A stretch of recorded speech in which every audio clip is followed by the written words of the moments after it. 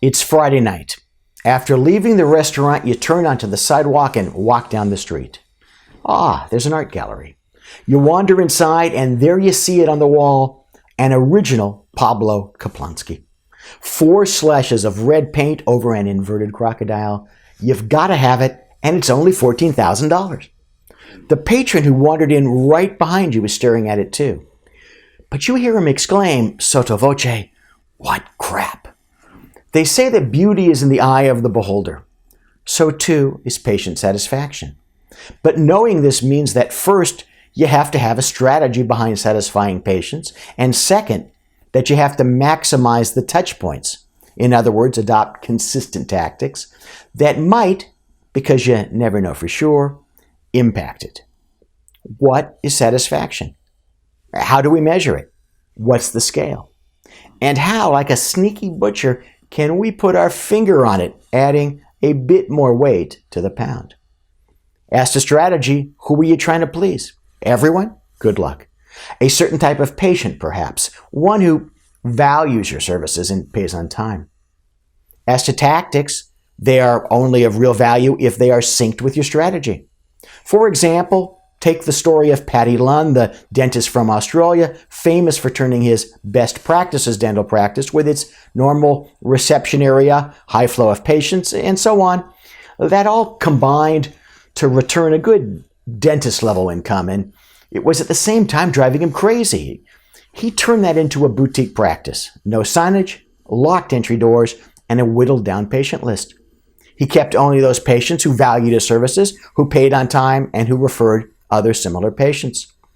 They were his target audience, and he designed a strategy to satisfy them, while at the same time satisfying himself.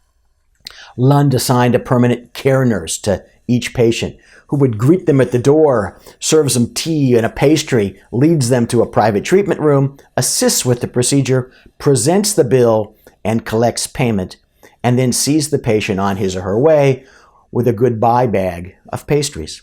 Result, Lund works half the time, earns a huge multiple over his prior high level, and is, gasp, happy.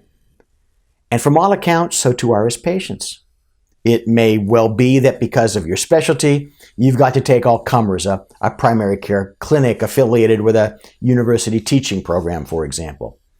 But the minimum you can, and you should do, far more, is to demand that your staff and the university in that example create an atmosphere designed to exhibit caring and concern and respect to at least the standards of nearly all comers. If they refuse, they are holding you to meet certain levels of patient satisfaction, as surveyed by them. Well, that becomes a cruel joke. So instead of walking into the art gallery, you've walked into your physician's office lobby. No one greets you at the reception window. Rows of mismatched chairs give the impression that the place was decorated with the leftovers after an IKEA sale. There are 3 or 4 magazines for the 37 patient seats. A very large computer monitor on a table displays a static screen of text describing some procedure that the doctor performs. The monitor also bears a 4x6 sticker placed askew, warning you not to change the channel. How does sitting in that lobby for 40 minutes impact patient satisfaction?